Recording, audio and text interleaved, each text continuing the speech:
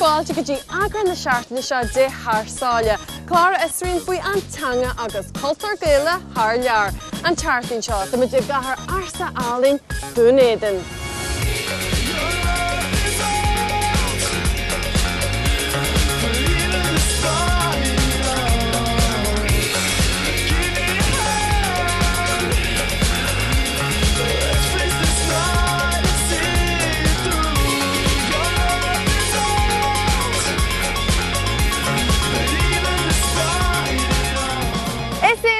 Bpríomh-chathracha na hAlban le Gael a bheith agsúla foiilm ó stéir a chasta áitreacht suntaisa dhearsmlanda sky go síl sóisialta beaga.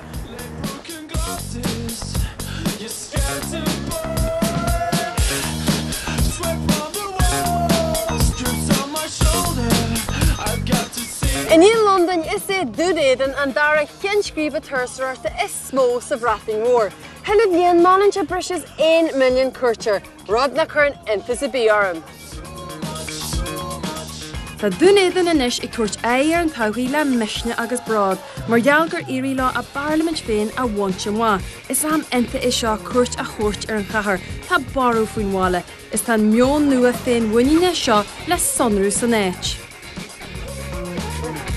Ní aniu na ní a thosaí na hÉireannaí ag tarraintear Alban ina mílte agus tá siad ag dul go fáil.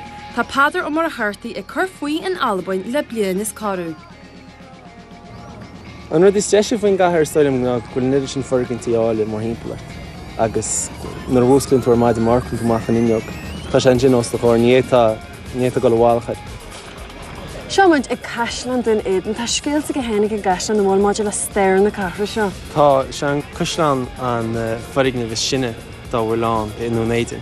Agus tain an stéir hain siar go dtí 900 roimh Chríost go radína cúnaí ar a gruc seo. Tá an caisleán hain codanna de ar aon chuig an daracé de go thug Ann Marie David na hAlban an chuid seo an caisleán.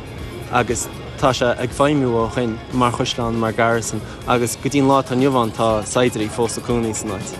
Dar náid tá aine faoi le ag dún Éideann maidir le crusaí siamsaíarta, crusaí spríúir sé mílúnas a mí na féilte. Dimar tá sé an seo? Crackáte. Dómh le daoine níhétá tamisi mo chunaí ar a trádáir agus níhétá nuair a fiúil tú macha doras níhétá boga. Bhíonn seo chograthach sin. Ach bhíonn an neidir sin crack bheith ceir tríú ceir seachtainna. Rudí cinnta go le rá gúnaí, drámaíocht, eilíonn, sconáíocht.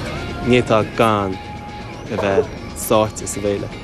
A ceantar thugman é ná ihe chin bheanna in seo, inis dú rubach faoi sin an ihe is smó in seo in Alban na bé. Is mar a deire díl mór atá in seo thugman é.